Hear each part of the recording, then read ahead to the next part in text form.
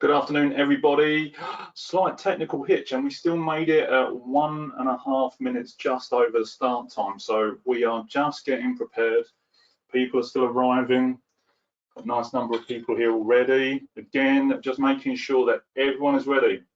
Bottle of drink, water, herbal tea, whatever it is you need to keep you going, staying hydrated, sun's out, to make sure we're looking after ourselves. Also, pens and paper at the ready as well.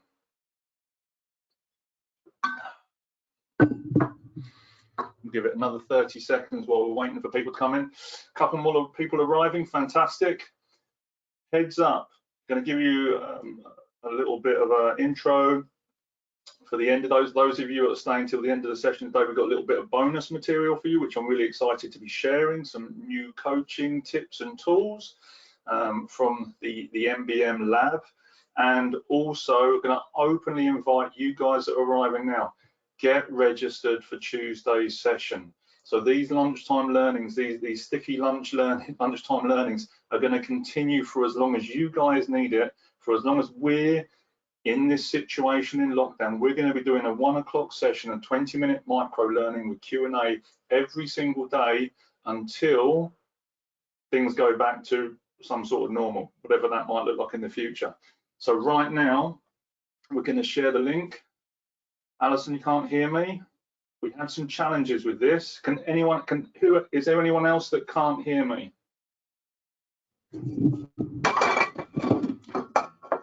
Crash. Anyone else can't hear me?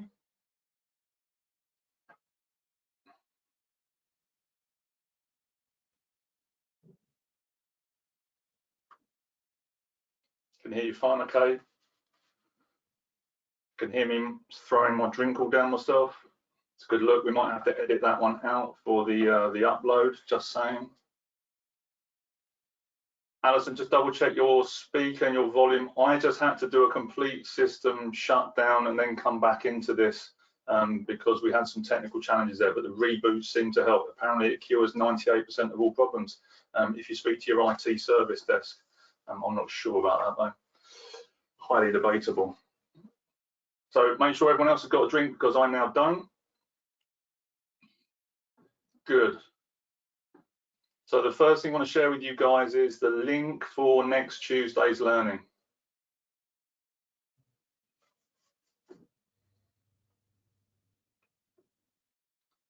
Okay. Alison, you might have to go out and come back in. Computer audio should be the right one. Double check your headphone port, all of those sorts of things. Take it out, put it back in, everything like that. If not, come out of GoToWebinar, come back into it afresh and see if that works.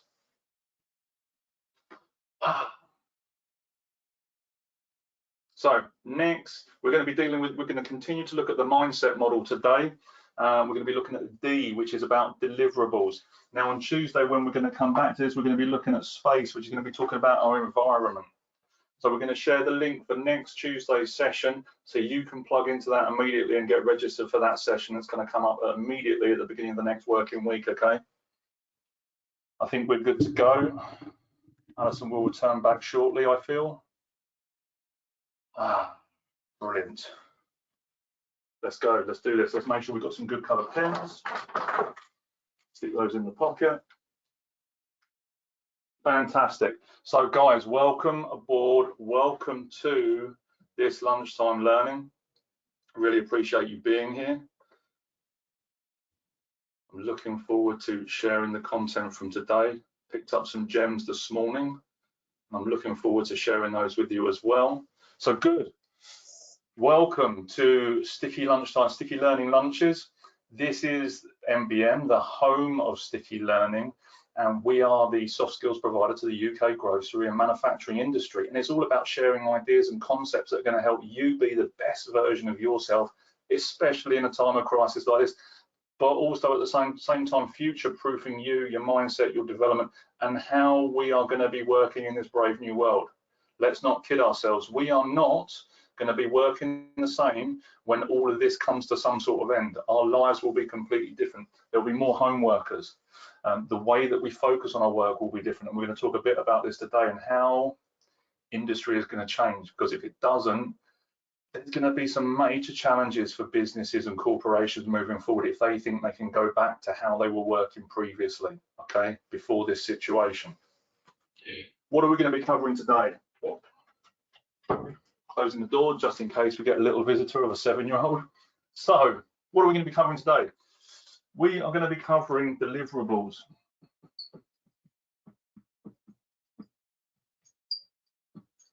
We've already covered the managing side of it, managing some of your focus, your routines, and certain elements here. We've talked about cabin fever through isolation and actually how some of us are already experiencing some of those symptoms.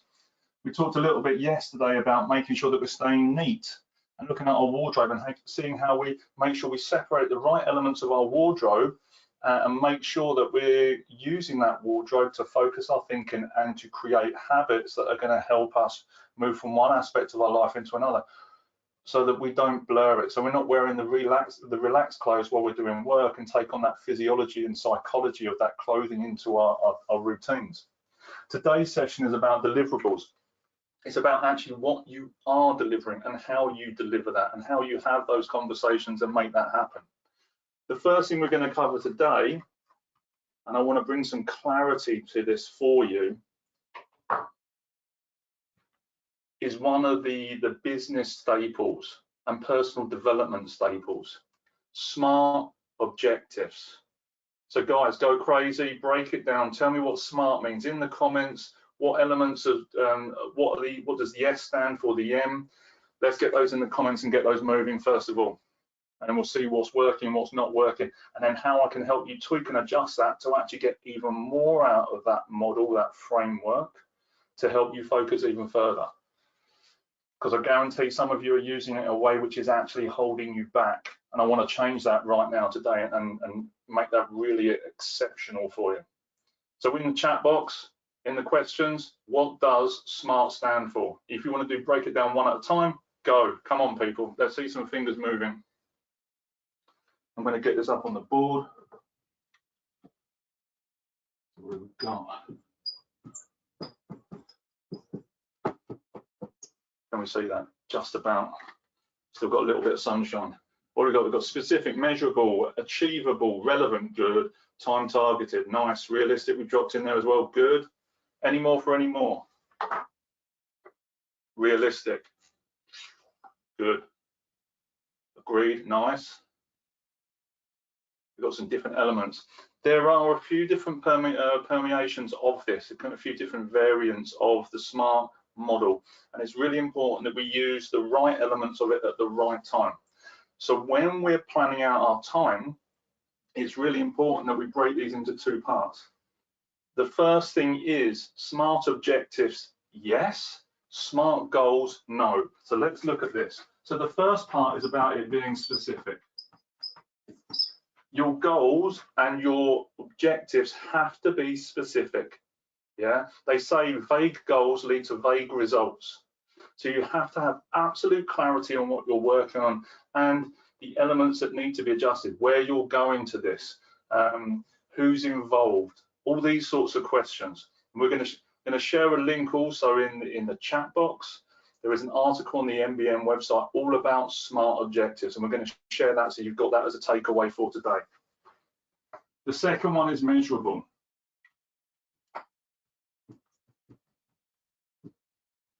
Make sure my spelling's good.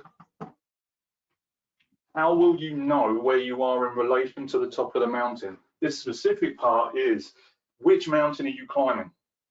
The measurable part is, how do you know where you are in relation to the top of the mountain? How far have you got to go? What elements are required, or what distance can be cleared today that you know, so in the point of 3 days, 4 days, 5 days, you're on track to get to where you said you were going. These are the measurable elements. And I'm going to come back to some text I've got here, some interesting facts I've learned over the last few months. It's what gets measured gets done.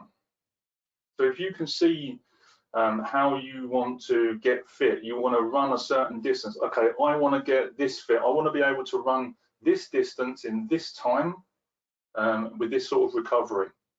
You put the specific details in there. Then the measurable part is how you're going to clear that distance and how you're going to make those improvements over time. The third part, is it achievable? So what have we got in here? We've got agreed as well. Achievable is the common one. Agreed on also. Is it achievable? Can I do that? Is it structured in a way so that I can take bite-sized chunks out of this objective? Because if it isn't, you need to go back to the drawing board and at that point, break it down a little bit further. Maybe put another step in that's going to move you closer towards it. And I'm not sure who the quote was, you know, one man's stepping stone is another man's stumbling block. So if you're finding something is a stumbling block, how do you break it down in another way so that it does become the stepping stone and you can move forward? Let's make sure it's achievable. The R, the bone of contention, okay? Super important we understand this. Normally, we talk about things being realistic. This is the original SMART model. The R stood for realistic. It's important that some of you put in there no relevance. This is one of the new changes to it, or results focused. When we're dealing with SMART objectives, it's really important that it is realistic. Okay, your objectives have to be realistic. Again, if it's not realistic and it's not achievable, you're not going to put the energy in because you're going to be disheartened and frustrated that actually you can't make that step. I use the analogy of buying a computer game where the first level is so hard that it's the most difficult thing and you can't complete it. And as a result of that, and after that, then the levels get easier. But actually, you wouldn't sell many computer games if that was the case. We need to make sure that our objectives are relevant and results focused. We already understand it's going to be achievable, but it has to be this in relation to where we're going. The last part, time bound. When we're setting objectives, we need to understand how long it's going to take to get there. What's the reason I say, and I'm going at pace here, I'm aware of this, guys, because we've only got 20 minutes to cram this in with a little bit of technical stuff. We're going to go bam, bam, bam. We need to know what the expectation is to make that happen. With the way we're working at home now, we have some differences of the way that we can use that time, and we're going to talk about that in a minute. SMART objectives, yes. SMART goals, no. When we're working in personal development space, the moment you make a goal SMART and you make it realistic, what you're saying is it already exists. When we make a goal SMART using this, what we do is we make it small, mediocre, average, repetitive, and time wasting because it's not interesting. Because when we say it's realistic, it already exists and it's not going to put us under the positive tension and challenge that's going to enable us to grow in order to make that goal a reality. Because it's not about achieving the goal, it's about the person you have to become in order to make that goal a reality. We break the goal down to SMART objectives. This is super important. And again, we're just going to crack on with this. Hope that makes sense to everyone. Objectives, yes. Goals, no. So we make them relevant, results focused. Where to next? Wow. Managing expectations. I've rubbed that off because we might have to use it again in a minute. The second thing is about managing expectations. I need to read this to you. Frederick Taylor and scientific management. This is the guy that has a lot to ask for when they're doing kind of productivity and time measurement management processes. A lot to answer for in this day and age. Around this, Frederick Taylor in 1856 to 1950, whose experiments at the US company of the Bellingham Steel in the late 19th century have been the foundation of so many today's assumptions about how to be a manager and how to get people to be more productive. Taylor watched men shoveling coal at the steelworks and noticed how much more efficient some were than others. So he created this model to help managers work out how to be more productive so that they could lay more people off. Great. Start to see how this is important now. His recommendations to the steelwork bosses reduced headcount by 72%, cut costs and increased profit. Taylor believed that the scientific division of labor divisions of labor, so he believed in that, and a change had to be imposed to improve profits. This section was finished up. The trouble was that mostly whenever time and motion was introduced, strikes and protests followed, as indeed they ever have since. Manager as a Coach by Jenny Rogers. The way that we're working now is completely different. Even over the last 2 years, a number of companies have been giving unlimited holiday. If you get the work done, you can go on holiday as much as you like. Right now, we're working from home. The previous paradigm of work, the Industrial Revolution, you were measured or being paid for the number of hours you were spending at your desk, whether you like your job or not, whether you're engaged with your job or not, whether you're even 60% engaged or productive or not. As long as you did the 40 hours at your desk, you got paid the amount of money. But right now, you've just zeroed out all the distractions. Yes or no's in the chat box, in the question box there. Who is currently more productive than they ever have been as a result of working from home? Let's see how many people we've got on there. We could have done this as a poll, but I'm just going to do it as a questions thing today. Who's more productive than they have been before?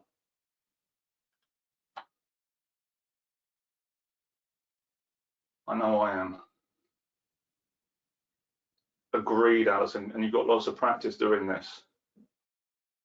And it is more, some up, some down. Again, this is, how we focus our attention and how we plan and structure those routines, Colin. Not this week, says Stephen. About the same level, but learning skills, how to increase productivity. Absolutely. So actually, you're doing the work and you've also got a little bit of extra space there to increase the productivity, Chris. That's what we're here for. More, but not engaged. Good. So we're starting to see where the individuals that prefer to have team around them, and there is a balance between working from home and connecting and how we use these connection spaces as well.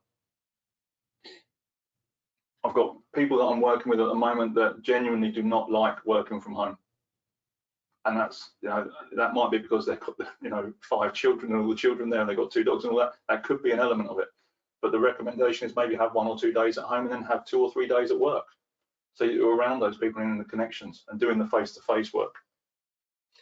It's about setting the expectations and managing them.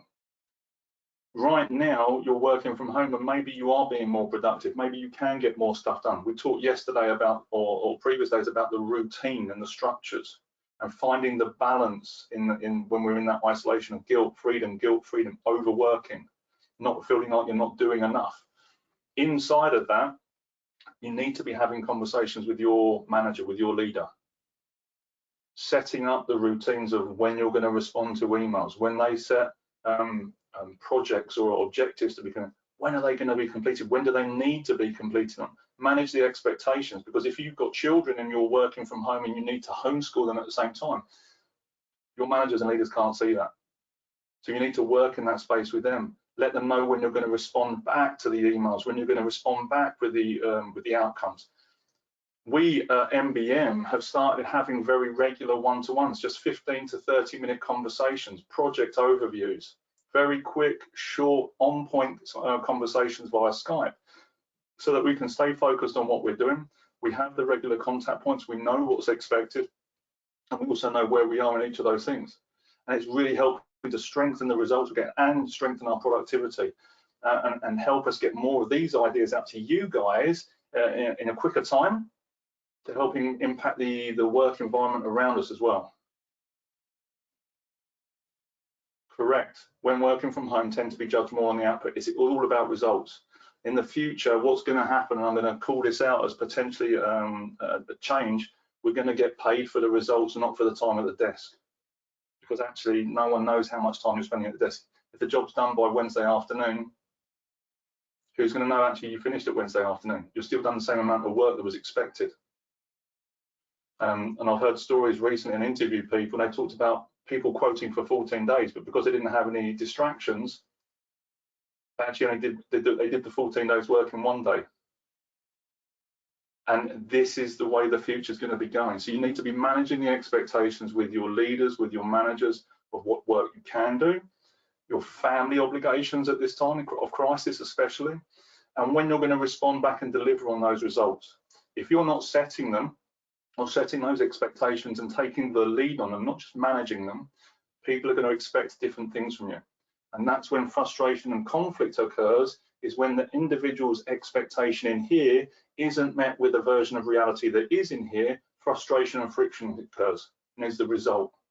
We all go through this when we start home working, with ourselves, with our family, with the people we work with. So it's about really taking the lead on this. Now, there's a high percentage here that actually you're starting to be a bit more productive in what you're doing. And actually, if you're a bit more focused and a bit more routine, I think it was Chris there that's saying he's starting to learn some new productivity skills. You can start to invest in yourself a bit more. This is huge. Plenty of organisations I've worked for encourage you to develop yourself. Here, have some development time. Go on this training course, whatever. And they say that, but very often that opportunity or encouragement kind of tends to dwindle depending on the volume of projects coming on, the expectations that are being laid down. So it's really important that you use this time very, very wisely. Start coaching yourself. It's huge about the self-development. We've got an opportunity. So I've got a couple of tools and a couple of concepts. One, Josh Kaufman, the author of The Personal MBA, he says invest 5% of your money primarily into your own personal development. So 5% of your salary that you get every month or income, to invest that into personal development. Now, I personally would say invest at least 10%, because the one investment that is always guaranteed to create a return is on yourself. With global warming and global change, there's certain bricks and mortar prices that won't be worth anything in 2015 when the water comes up. So not even bricks and mortar is a guaranteed investment. Let's be clear on this. The investment you make in yourself is the only investment that's guaranteed. This also means your time. Take the time, invest in yourself with time and money. So with this extra time you've got where you're being more productive, take time to coach yourself. Okay, take time to ask yourself best questions. And when you get that time, I learned a valuable lesson in language this morning from Stephen McDowell here. Sorry, I saw McDowell then, got confused. Stephen McDonald is a friend of mine, lives in Ireland. We've met previously and we've had conversations, and he shared the if-then equation. He's in, thanks Steve. The if-then equation. And for me right now, when you've got this spare time, when you finish the work, if I finish this, then what do I do? If I finish this project and I've got spare time to invest in myself, then what's the skill that I'm going to learn? Rather than thinking, oh, I'll finish this, great, oh, yeah, I'll check out for the rest of the day. No, like seriously, you've got this time that you've been gifted. You complained before when you were working in the office 9 to 5 that you didn't have any spare time. You were complaining that you weren't getting any support. You were complaining that people weren't investing in you. Well, now you've got the time, you've got the support, and you've got all the space to invest in yourself. Do it. If I finish this, then I do this. Start creating that personal development element as a habit. Start to create a new habit around this. When you finish, I mean, if I finish this, then I'll do this. Easy. And you'll be investing more than the 5% of money and time that Josh Kaufman talks about. It'll be more like 15, 20%, depending on how focused you are on getting your job done. What have we got on here? Stephen has jumped in, great. Flip it. If I don't finish it, what's the consequences? Exactly this, Stephen. One of the core coaching questions I ask people when we're setting goals is, what's the cost if you don't? So I'm going to ask you guys this now, and I want to see this light up now with responses. If you're not taking the time to invest in yourself now, when you've got the opportunity to you to do this and develop new skills, habits, and potential, what's the cost if you don't when we return back to when all of this finishes? Let's see some answers. What's the cost if you don't invest in yourself right now when you've got the opportunity to?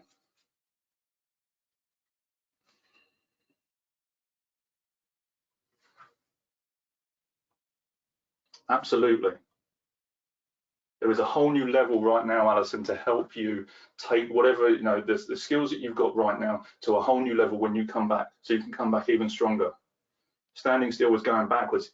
Absolutely this. Maybe behind in worth or promotion opportunity. This is the fertile ground, Chris, right now to plant the seeds in and to nurture the ideas and concepts you've got and put frameworks in place that are going to help you be even stronger when you get back. My next door neighbour, in the nicest possible way, I've got great neighbours. She's a training assistant, whatever the right name is that's for. She's sunbathing. It's great, fantastic. The sun's out, sunbathing. What skills could that person be learning that's going to help them move forward when they go back into that school environment? And right now, we've got the possibility to do this. So the secret is better planning and more accurate estimating so you don't get the negative if-then. Correct. You don't want the negative if-then. The idea is you want to be more focused. So if I finish this, then we might even tweak that to when I finish this. So actually, we can get excited about the personal development piece. We get the obligation of contracted work done. When that's finished, then I'll do this. Great. So here's the next question for you guys. Bit of group coaching on this session. Is it all connected to the growth mindset? Yes, it is. Doesn't matter how old you are. It doesn't matter what job you're in. It doesn't matter what the position is. It doesn't matter your history. Yeah, a stained past does not mean a stagnant future. Whatever your job was before this doesn't mean that you have to stop because you're in this. What that means is that the moment you start to understand that you can learn, that you do have neural plasticity, that there is potential that you still have unlocked to unlock yet, you can apply that growth and you can learn something now and you can move forward. It's got to be this way. If you haven't listened to the book or read the book Growth Mindset by Carol Dweck, do it. I believe there is a copy on YouTube, whether it's a legit copy or not, I'm not sure. I also found it there, but do go and buy a copy of Carol Dweck's Growth Mindset. Sorry, the book is called. Phenomenal read, eye-opening. Next question for you guys, kind of getting close to wrapping this up. If you take 10% of your time as a minimum and you invest that in your own personal development right now, what is the benefit? What is the benefit of investing in yourself right now?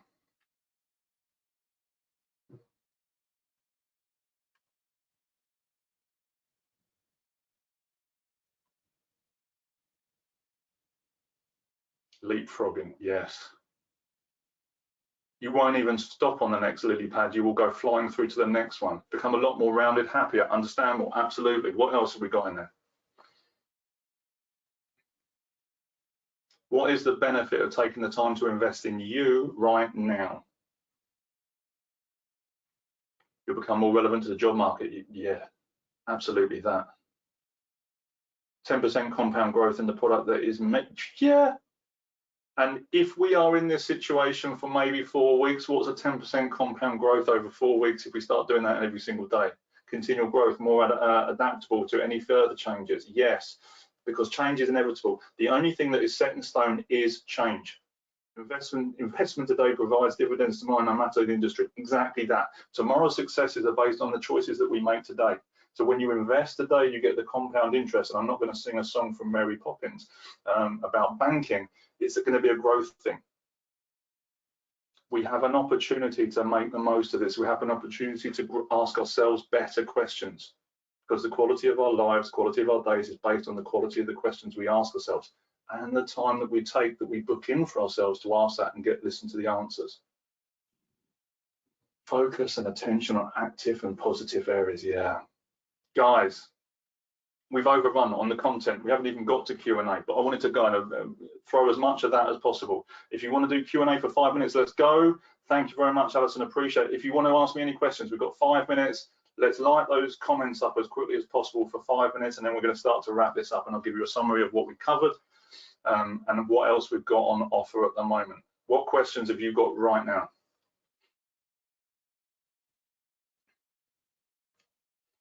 Dun, dun, dun, dun. I'm going to see if there's any water left in my bottle. Yes, most of it's on the carpet. What questions have you got for me right now around expectations, smart objectives, investing in yourself? Alistair, good. If someone was new to self-development investment, do you have any suggestions where to start? Yes, actually, a really easy one. If someone just wants to start learning some questions for themselves, I'm going to do a completely shameless plug here. Our coaching cards.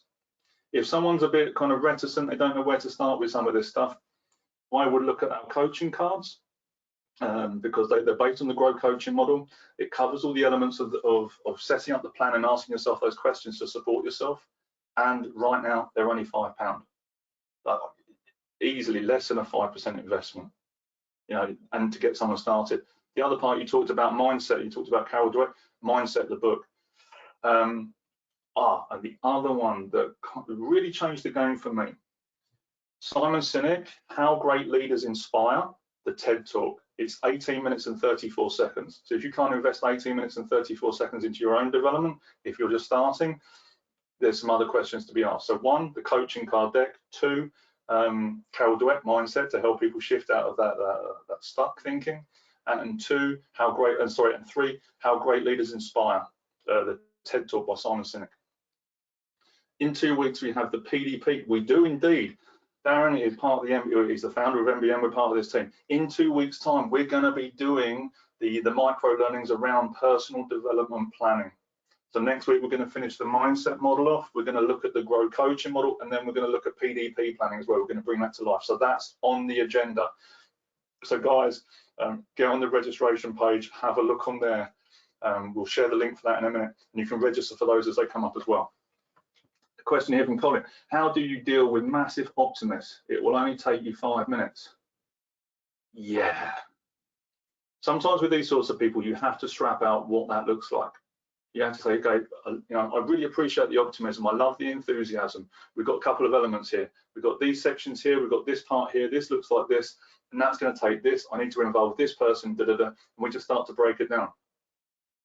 And depending on where they are in their kind of their social styles and communication styles, we just have to tweak the language a little bit so that they actually hear what you're saying. One of the concepts that I use and teach, David Merrill's social and communication styles. And I am happy we can ping out a questionnaire that I've got around that will support that. Because those people that say it can be only 5 minutes, they're like me, they're results focused, they just want to get where they're going, they don't care about the bit in between. And you may have to say, I really appreciate the enthusiasm. In order for us to get where you see we're going, you need to be aware of some of this information to create that success. And then that will enable you to share some of that content. I've ordered those. Amazing, Alison. Brilliant. It's a journey, not a destination. You're absolutely right.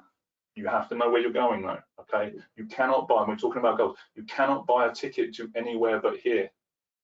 Okay. So when you're going up to the ticket office of life, you cannot ask for a ticket to anywhere but here. You have to know where you're going. At the same time, you take the relevant content, you take the books, you take the whatever it is you want to do on the train ride, so you can make sure you get there with a smile on your face while you're doing it. Okay. Amazing, guys. Look, a lot of content, gone at pace. I hope that was helpful. Scale of 1 to 10. Let me know, 1 being not at all, 10 being absolutely. How useful was today's session? 10, crikey, I didn't even finish the sentence. Alison, thank you very much for that. Superstar, amazing. 9, thank you. What else? 9, thank you. Good, we came with some fire to end the week. Start big, finish big. Guys, if you haven't registered for the next sessions, go to the registration page. We can share that for you now.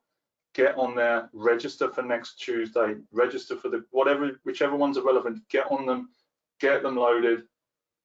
We definitely need the recording. Yes, crikey, don't know what time we would have finished if I'd slowed down, Colin. Registration page there is in the links for the group. Click on there, register for the next sessions. You want to look at the coaching cards as well. Thank you for picking those up, Alison. Have a look at those as well. Super helpful. Guys, I hope this has been useful. I'm looking forward. Almost forgot. Happy Easter. Guys, have a lovely long weekend. Enjoy the sunshine. Take the time to breathe. Take the time to enjoy the moment. Be with family, virtually, physically, whatever it is. And let's get ready for another week, and we'll get these sessions going for you. Thank you very much, everyone. Have a lovely day, okay, guys? Thank you very much. Enjoy. See you soon.